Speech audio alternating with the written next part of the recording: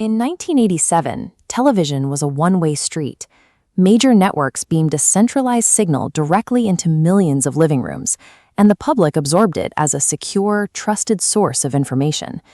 Today, a teenager with a laptop can breach a database from their bedroom. But in the late 80s, hijacking a live television broadcast required overcoming immense physical obstacles. Breaking into a network feed required industrial hardware. You needed massive transmitters, millions of dollars in specialized equipment, and a high-level understanding of broadcast engineering.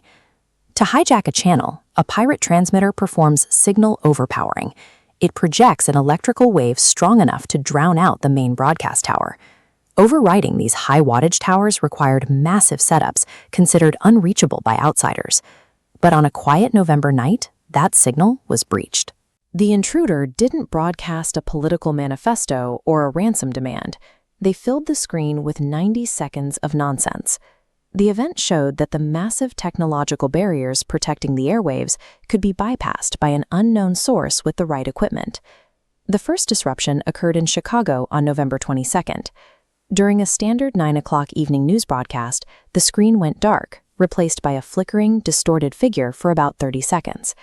Because the interruption was relatively brief, many viewers and the station's own engineers initially assumed it was a passing technical glitch. But 2 hours later, the hacker returned. This time, they targeted a different channel during a broadcast of the sci-fi series Doctor Who. They successfully held the frequency for 90 seconds. Station technicians at the studio scrambled to regain control, but were unable to cut the pirate signal off. While a momentary disruption might be caused by a simple signal overlap, sustaining a 90-second takeover required a constant, high-power output that demands significant engineering precision. The video showed a figure in a rubber mask styled after the 80s digital character, Max Headroom, bobbing in front of a rotating corrugated background.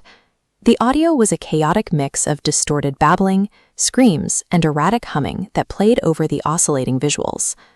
The broadcast ended with a segment where the masked figure leaned forward and was struck with a fly swatter by an unidentified person standing off-camera.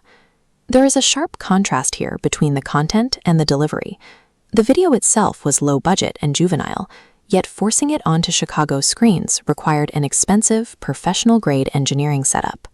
Someone had the technical capability to override a city's communication network, but they chose to use that capability to air a strange, low-resolution performance. By the next morning, the incident was the talk of the city. Viewers who had been watching a familiar local program found the sudden, uninvited presence of the masked figure on their screens deeply unsettling. The Federal Communications Commission immediately launched an investigation to track down the source of the unauthorized signal. Based on the power levels required for the hack, investigators assumed they were looking for an industry insider with direct access to professional equipment. They searched for unauthorized transmitters on Chicago's rooftops and looked for evidence of large, heavy hardware that would have been necessary to generate a signal of that strength. Despite the fact that this hack required significant physical infrastructure, the search yielded no clues. No unauthorized equipment was found, no fingerprints were recovered, and no suspects were ever identified.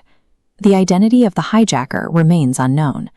It persists as a rare instance where someone assembled the complex tools of 1980s mass media to deliver a bizarre, unsolved performance to an entire city before disappearing.